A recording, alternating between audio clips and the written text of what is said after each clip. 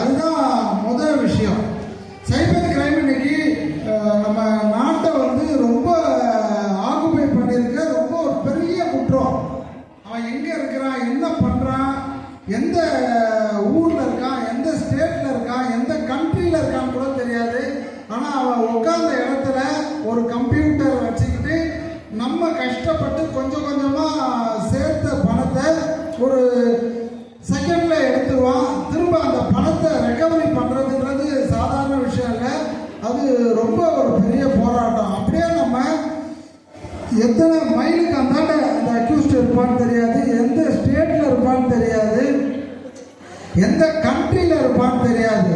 But அவனை நம்ம பிடிச்சா கூட நம்மளால பணத்தை மீண்டும் அவங்ககிட்ட வாங்க முடியுமா அப்படின்றது நம்மளால உறுதியாக சொல்ல முடியாது. சைபர் கிரைம் சார், இப்போ டூ வீலர் திருட்டு நடக்குது, மொபைல் திருட்டு நடக்குது, அங்கங்கே வீட்டை உடைக்கிறது, கையில் இருந்து ஃபோனை திருடுறது, பணத்தை திருடுறது, இதெல்லாம் நாங்கள் கேள்விப்பட்டிருக்கோம் சார். சைபர் கிரைமும் கேள்வி தான் பட்டிருக்கோம். பட் அதெல்லாம் வந்து எங்களுக்கெல்லாம் நடக்காது. இந்த மாதிரியான எண்ணங்கள் எல்லாருக்கும் இருக்குல்ல, 100% எல்லாருக்கும் இருக்கும். எனக்கும் அந்த எண்ணம் இருக்கு, சைபர் கிரைம்லாம் நம்ம வந்து மாட்ட மாட்டோம் அப்படின்னு. ஆனால் சைபர் கிரைம் நமக்கு தெரியாமலே அதில் நம்ம வேண்டிய தகவல்களை கொடுத்துட்டு இருக்கோம். நம்ப முடியல. இப்போ நம்ம சைபர் கிரைமுக்கு முதல்ல வந்து யாரை வந்து விக்டிம்னு சொல்லுவோம், யாரை நம்ம டார்கெட் பண்ணி இவங்க மூலமா நம்ம பணத்தை எடுக்கணும் ஒரு டார்கெட் பண்ணுவோம். அது பேர் விக்டிம்னுவோம். சைபர் கிரைம் சம்பந்தமான சப்ஜெக்ட் வந்து கொஞ்சம் ஒரு மாதிரி உங்களுக்கு புரியாத மாதிரி தான் இருக்கும். பட் ஆனால் தயவு செஞ்சு அதை கவனிச்சுக்க. ரொம்ப பெரிய விஷயம். பக்கத்து வீட்டில் ஒரு பிரச்சனை, அக்கத்து வீட்டில் பிரச்சனை, பக்கத்து தெருவில் பிரச்சனை, அதெல்லாம் எங்களால் ரொம்ப ஈஸியாக சால்வ் பண்ணிட முடியலன்னா எஃப்ஐஆர் போட்டு ரிமாண்ட் பண்ண போகிறோம். ஆனால் சைபர் கிரைமில் பாதிக்கப்பட்டவங்கள அவங்கள வந்து மீட்டெடுக்கிறது ரொம்ப கஷ்டம். ஏன்னா நீங்கள் சிம்பிளாக ஒரு கம்பெனியில் முன்னாடிலாம் இப்போ நம்ம சார் லாஸ்ட்டாக பேசும்போது சொன்னாங்க, முன்னாடி நம்ம மாத சம்பளத்தை நம்ம கையில் வாங்குவோம், பார்த்து செலவு பண்ணுவோம். பட் இப்போ அப்படி கிடையாது. நம்ம டோட்டலாக ஒரு 10,000 20,000 30,000 நமக்கு அக்கௌண்ட்டில் தான் வருது. ஸோ பணம் வந்து நமக்கு எவ்வளோக்கு எவ்வளோ சேஃபாக இருக்கோ அவ்வளோக்கு எவ்வளோ ஈஸியாக அது நம்ம கையை விட்டு போயிடும். அதனால் நான் சொல்கிற விஷயங்களை கொஞ்சம் கூர்மையாக கவனிச்சுங்க. முடிஞ்ச அளவுக்கு உங்களை சேர்த்த உங்களுடைய பிள்ளைங்க, ஹஸ்பண்டு, ரிலேட்டிவ்ஸ் அவங்களுக்கு அதை கன்வே பண்ணுங்க.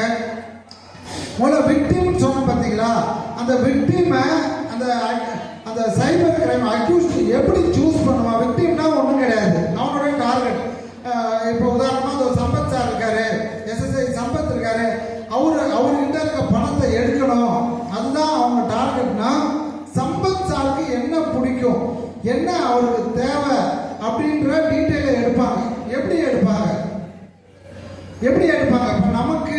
இப்போ நம்ம எல்லாருமே யூஸ் பண்ணுவோம். யூடியூப் யூஸ் பண்ணுவோம், ஃபேஸ்புக் யூஸ் பண்ணுவோம், இன்ஸ்டாகிராம் யூஸ் பண்ணுவோம், ட்விட்டரு, வாட்ஸ்அப்பு, டெலிகிராமு, இப்படி எல்லாத்தையுமே நம்ம யூஸ் பண்ணுவோம். அப்போ நமக்கு எதில் இன்ட்ரெஸ்ட் இருக்கோ அது சம்பந்தமாக தான் நம்ம தேடுவோம். ஒரு யூடியூப்ல நமக்கு எது பிடிச்சிருக்கோ அதை தான் பார்ப்போம்.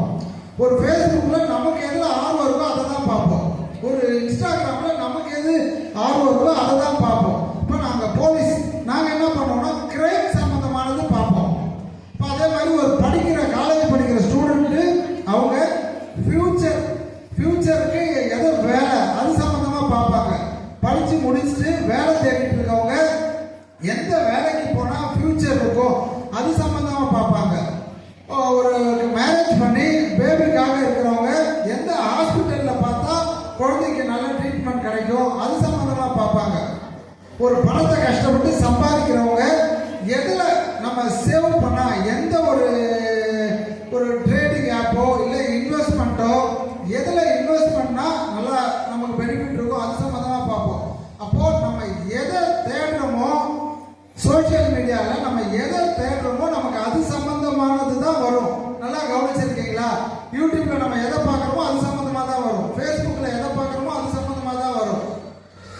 இன்ஸ்டாகிராமில் எதை பார்க்குறோமோ அது சம்மந்தமாக தான் வரும். ஸோ அந்த சோஷியல் மீடியா நம்மளை வந்து ரீட் பண்ணும், நம்மளை புரிஞ்சுக்கும். இப்போ எஸ்எஸ்ஐ சம்பத் இருக்காருன்னா அவருக்கு கிரைம் சம்பந்தமான குற்றவாளிகள் சம்பந்தமான விஷயம்தான் தேவை அப்படின்றது அது புரிஞ்சுக்கும். இப்போ நம்ம கிராமின் கூட ஸ்டாஃப் இருக்காங்க அப்படின்னா அவங்க மக்களுக்கு எளிமையாக எப்படி வந்து ஒன்று சேர்த்து பணத்தை அவங்களுக்கு கொடுத்து அதை நம்மளும் பயன